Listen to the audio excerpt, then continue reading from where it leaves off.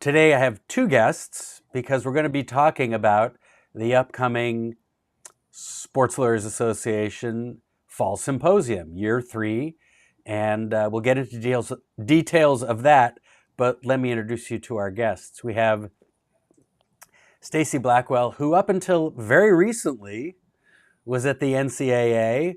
We'll figure out what's next for her. And we have Patrick Riley of Faegre Drinker. Did I get it right? Yeah, well done. Look at you, like Thank a you. Thank veteran you. of saying it. Well, second time uh, returning guest here we have with Patrick. And thank you too for taking time to join us today. We really want to jump into talking about the upcoming conference. But before we do, let's take a moment for each of you to talk about what you're doing these days and the path to sort of where you're at. So, Stacy, as recently having departed the NCAA after 20 years, what's up? Yeah, real excited to be connecting with you all. Thanks so much for having us. I'm focused on being co-chair of this symposium and some other sports lawyers content and annual conference. But I started my career as a lawyer and then spent the last 20 at the NCAA in non-lawyer roles. So did all sorts of really great stuff there, and most recently served as director of awards and special projects. So happy to be involved with Sports Lawyers Association, and it's something that for a very long time connected my prior career as a lawyer with my work in the college sports industry. Great. And Patrick? Yeah, thanks for having me again. Nice to be back. I'm super excited to work along Stacy and learn from her for the fall symposium. I am a lawyer practicing in my legal capacity right now, or trying to practice in my legal capacity. As you said, I'm at Faegre Drinker, which is a law firm. I'm based in Indianapolis, but we have offices all over the country and in London and in China as well. And the Fall Symposium is really great for me because it kind of really mirrors my practice, which is in sports and in technology. I'm mostly on the litigation side. And so a lot of what I handle is kind of once a client is sued or is considered filing a lawsuit, but it's typically with clients in the sports and in the technology space. So super happy to be back here talking about it with you. Well, that's great. So let's get right to it. For those of you not in the know, shocking that anyone would be not in the know, the title of the symposium, our theme is Tech and Sports,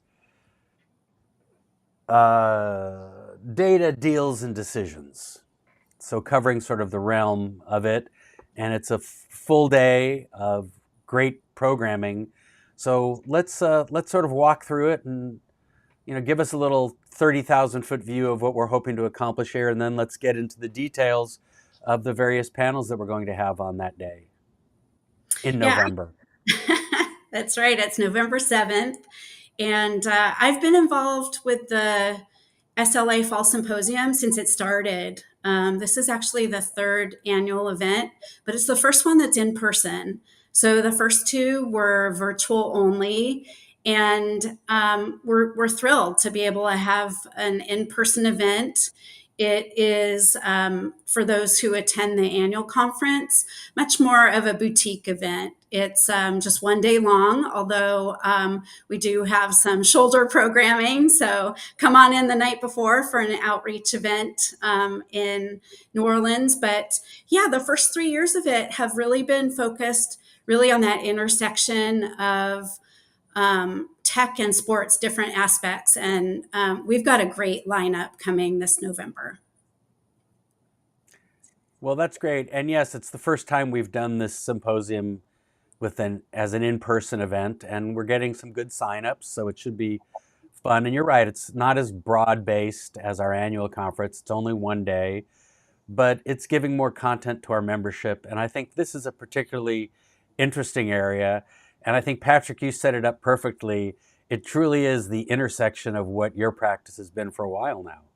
Yeah, it's pretty exciting from that perspective. And I think to what you guys were saying, first of all, I don't know if we mentioned that it's in New Orleans, which is like, who wouldn't want to be in New Orleans in early November? That's really exciting. And,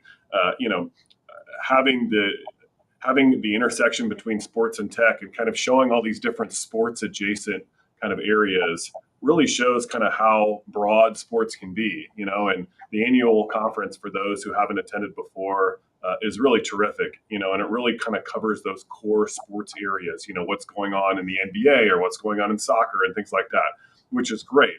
And I think this is really kind of broadening the horizon. So, on one sense, as Stacy said, it's kind of narrowing the scope, but on the other hand, it's kind of broadening it again to those sports adjacent topics and covering. And I know, as we'll discuss here, some of the details. Like what are the advancements in sports that are also kind of seen in technology, and kind of how that intersects. So hopefully we'll have a lot of the same people that we see in the annual conference.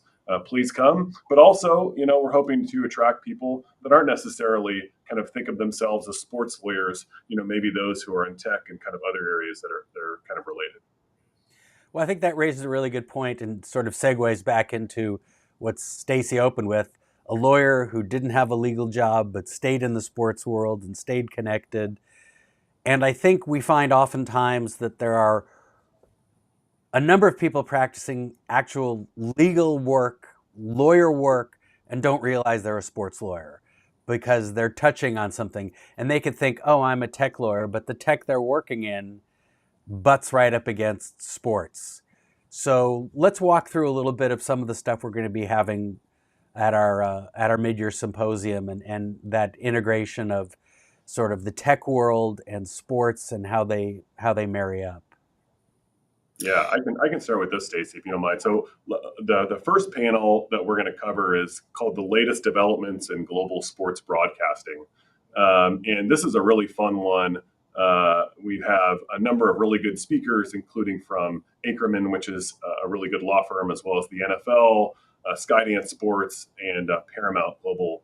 And really, what we're trying to focus on here is kind of how sports broadcasting has changed. When I grew up and I was watching the NFL, right, it was on like 2 or 3 channels, kind of max, and it was a very traditional broadcast.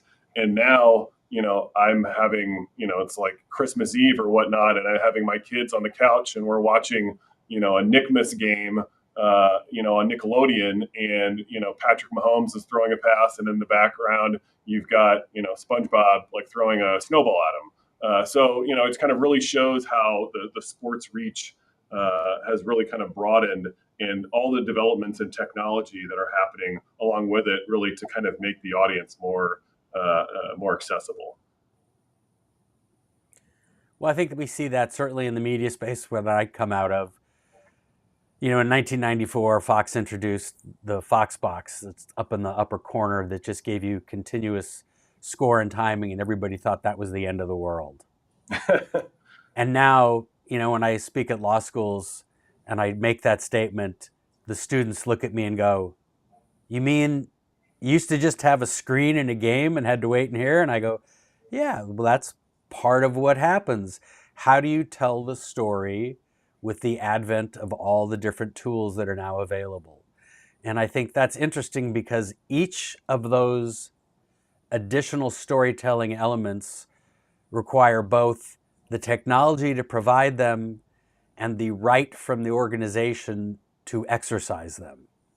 And these are things people don't think about because they'll watch a game and they'll go, "Oh yeah, that's how a game is broadcast." Well, you got to break it down, and how do you get to there, and how do you get the opportunity to provide those details? Because to my mind's eye, tech has expanded the storytelling that we get in sports. Absolutely. Yeah.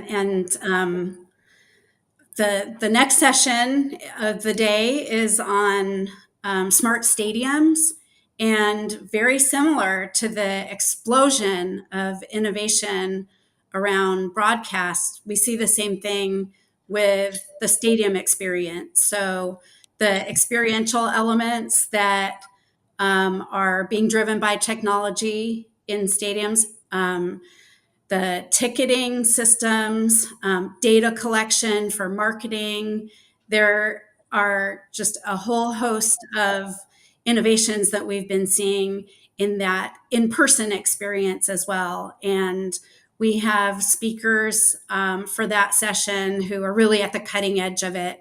As the planning committee was developing the speaker lineup, the committee was really focused on having not just lawyers, but also people representing the development of this technology. And so it's the developers, those who are making it available, and then teams and leagues who are using technology. And I think that you'll see that across all of the panels in this symposium. Which I think is a great point, because, and especially this is important for law students to understand, is that you can be a sports lawyer and only be touching sports tangentially, which is to say you might work for a tech company, and the tech company is creating a solution that you need for either the media distribution element, or they're providing the ticketless, I guess it's called ticketless when you have it on your phone, ticketless entry. And now you see tech expanding to, I hate to say this, but cash is no longer king, I think, because there's a lot of people that don't even accept cash anymore. So how do you deal with that and your consumers and those changes? But needless to say, behind every one of those deals is a lawyer putting some paper out there to protect both sides. Yeah, absolutely. I mean, I think to your point, Bobby, you see it, right?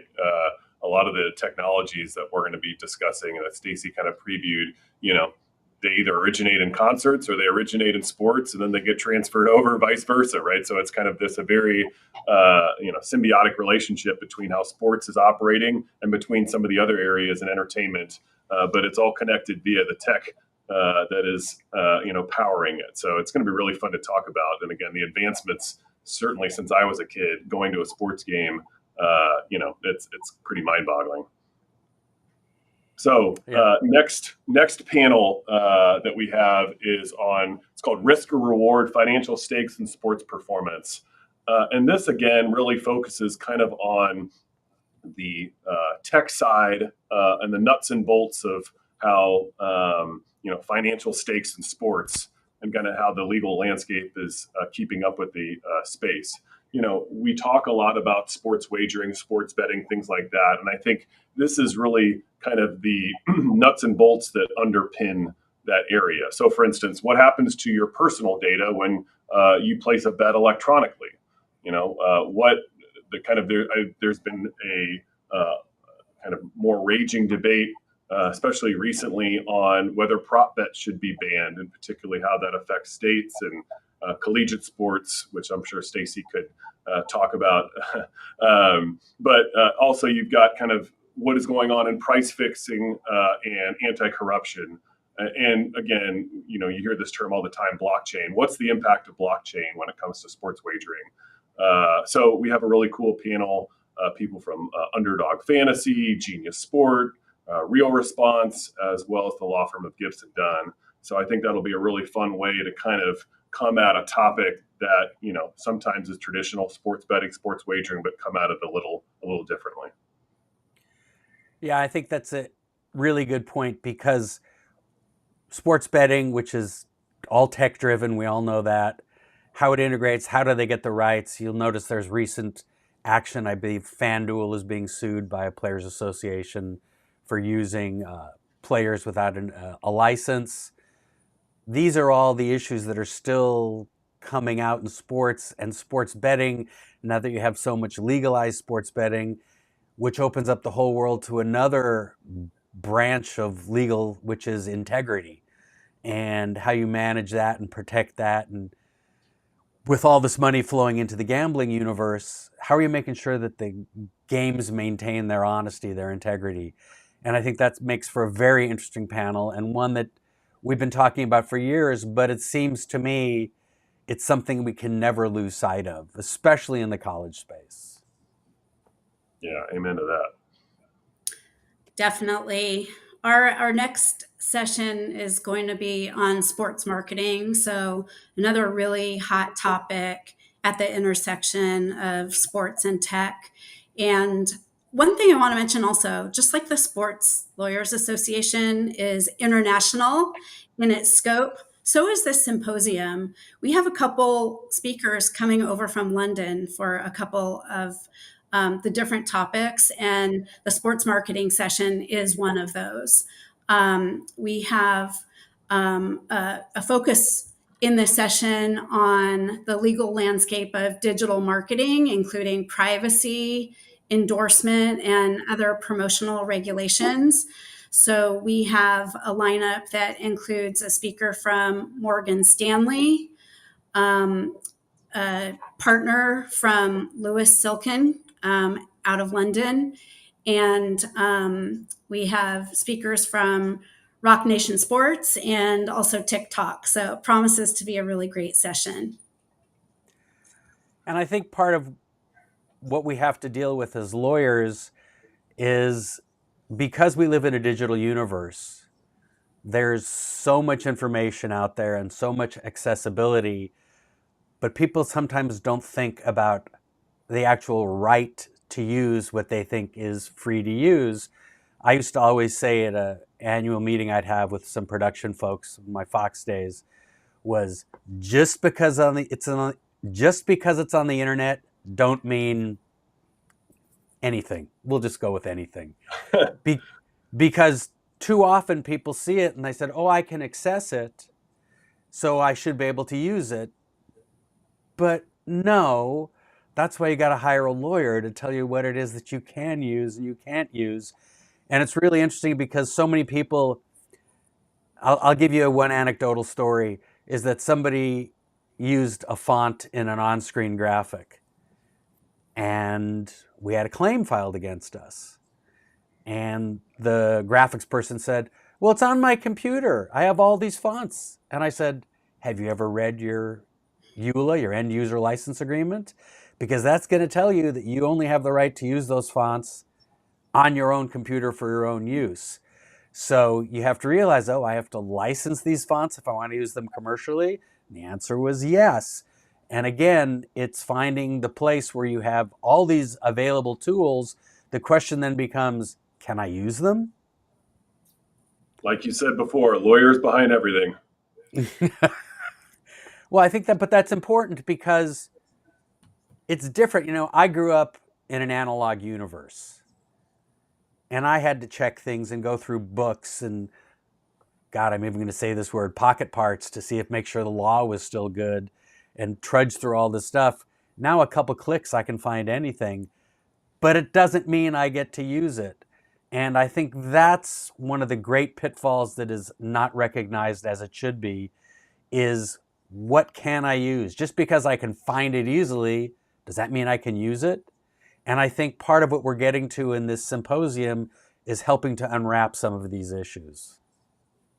Definitely. Like you said, Bobby, there are so many people who have practices that touch on these areas, but they wouldn't consider themselves experts in these areas. And this symposium is a great way to get exposure to some of the potential pitfalls and just things that folks should know as innovations continue relating to the work that they do.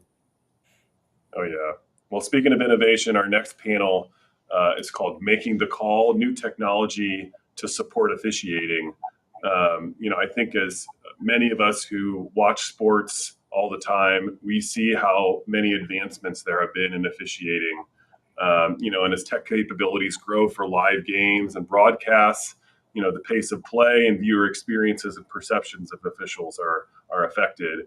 When now it's almost a regular thing, for instance, in soccer games, that you have VAR reviews and things like that. In fact, I went to a college soccer game a couple weeks ago, and I was shocked to see that they actually were using VAR to see whether there was a penalty that was called appropriately or not. And I was shocked because I was like, I didn't know that it had kind of extended this far. We see that, of course, every weekend when you watch the Premier League or you watch any of the major leagues. And of course, you think of how sophisticated the review system is in the NFL and a lot of the other major leagues. So we're going to have a really stellar group of panelists to learn about all the technology that is affecting officiating and kind of the legal issues that are accompanying those. And to Stacy's point earlier, that includes people with an international focus as well. So we have people from New Era ADR, from RQ Plus, from FIFA World Cup 2026, and from the Association of Minor League Umpires as well. Yeah, I think that technology thing is really interesting because, I'm glad, I know you're a soccer guy, so I'm glad for bringing up the VAR, but in my world, in the rugby world, you have the TMO who, if he has a question, he does this move. Let's go and take a look at it.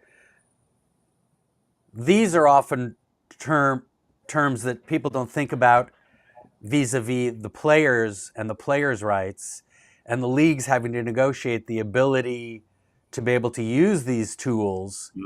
So there's another layer that has to be considered, because these are great, but especially in American sports with the players associations, they have a lot of say in how you can use this and what you can use this, against the league saying, well, we want to change the rules. And you see, baseball with a pitch clock all of a sudden that's changed. And the whole rule base in the NFL of what is and is not a reviewable call, which begs the question, why can't everything be reviewable?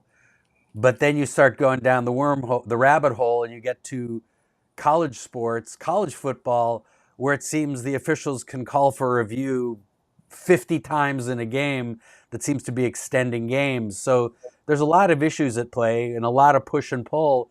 But I think we have the kind of panels that are going to be able to talk about that push and pull between keeping the game flow and making sure that everything is right.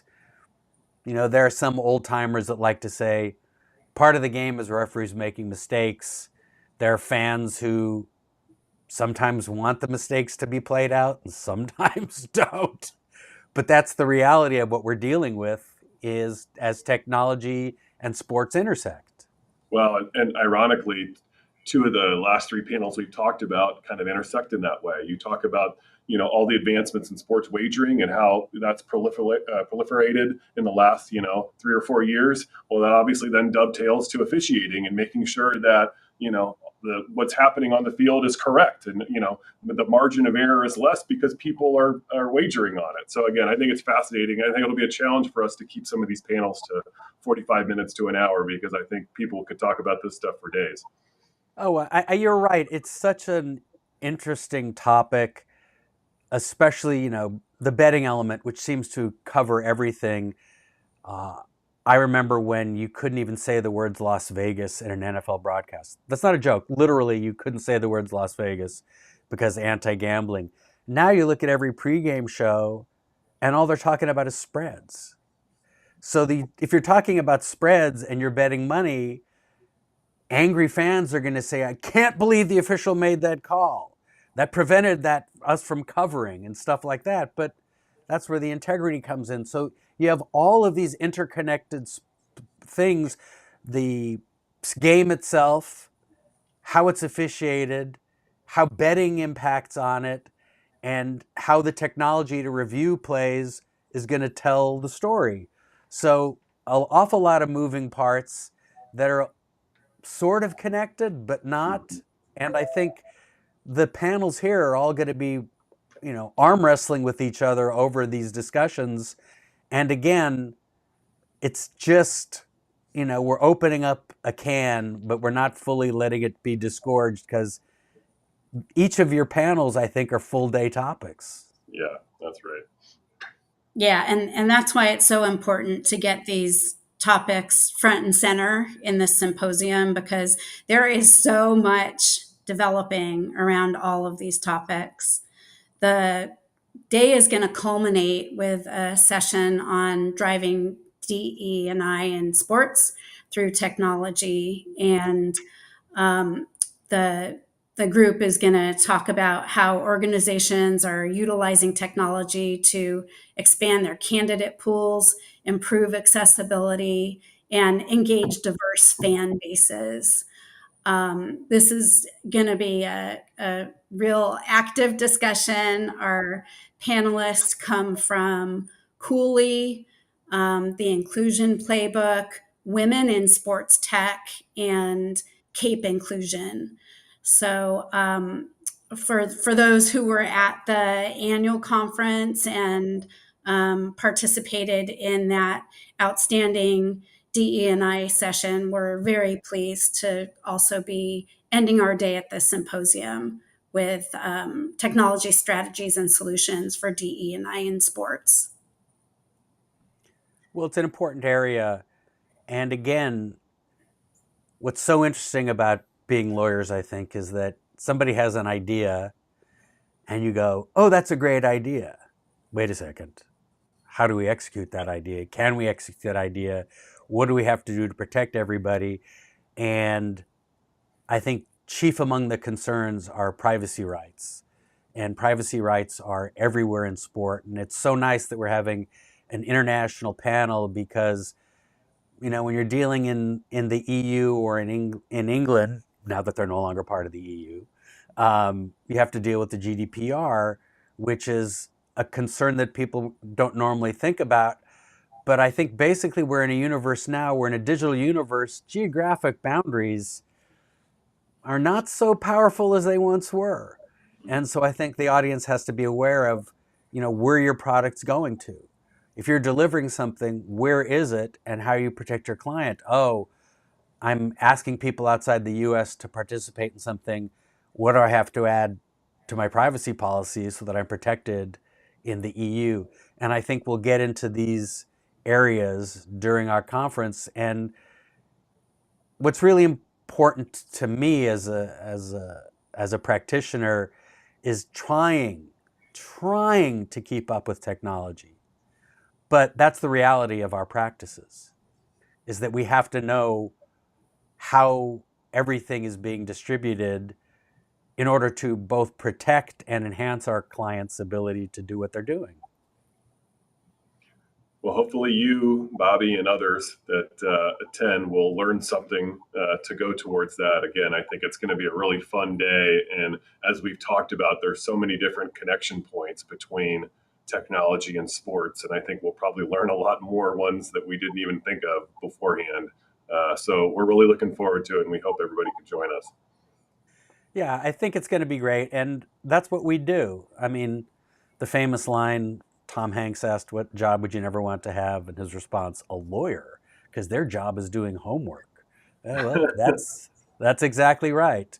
And I think what we're going to be able to do here is provide a little bit of homework, create a lot of questions for people to dig into, and hopefully for people to get more involved with SLA and see one of these panels and go, I want to know more about that. Well, if you want to know more about that, we're happy to provide more about that through webinars and through other Sport Shorts programs, perhaps. But that's really what we're trying to do here at the SLA, is expand educational interests, opportunities, and information to our membership. Speaking of which, if you're not a member, go to sportslaw.org and become a member of the SLA. And while you're there, sign up for our fall symposium in New Orleans on Thursday, November 7th. And I hope to see more of you there. I'm not pushing for 900 people like an annual conference, but maybe one day. You got to hope. But for now, we'll be happy to have 100 or 200 people that maybe show up and take part in this in a terrific city like New Orleans. So thank both of you very much for taking the time out to tee up this upcoming symposium. I think it's going to be great. Really appreciate all that the two of you done to put it together with really interesting people from a very diverse background in terms of every element of diversity. And I'll see you in 4.5 weeks, something like that, in New Orleans. Sounds Thank you like a both very plan. much. Really Look appreciate your forward time. to it. Thanks so much.